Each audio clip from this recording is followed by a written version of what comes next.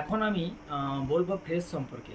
Phrase হচ্ছে এক শব্দগুচ্ছ, অর্থাৎ কয়েকটি শব্দের সমষ্টি যেখানে কোনো সাবজেক্ট, প্রেডিকেট এবং ফাইনাইট ভার্ব থাকবে না। ফ্রেজ কী করে না, ফ্রেজ কোনো বাক্যকে বাড়াতে সাহায্য করে বা অর্থের বিস্তার ঘটাতে সাহায্য করে। একটা বাক্য আমি দিয়ে জাস্ট বোঝাবার চেষ্টা করছি। দ্য বার্ড ওয়াজ স্ট্যান্ডিং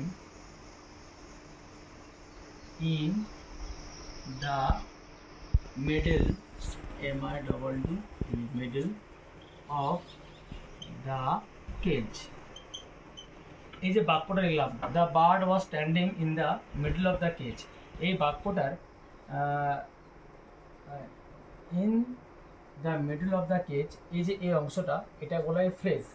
কেননা এখানে কোনো ফাইনাইট ভার্ব নেই, কোনো সাবজেক্ট নেই, এটা শুধু কি করেছে, এটা স্বাধীনভাবে বসতেও পারে না, এটা শুধু এই যে মেন বাক্য দ্য বার্ড ওয়াজ স্ট্যান্ডিং এটাকে এক্সটেন্ড করেছে।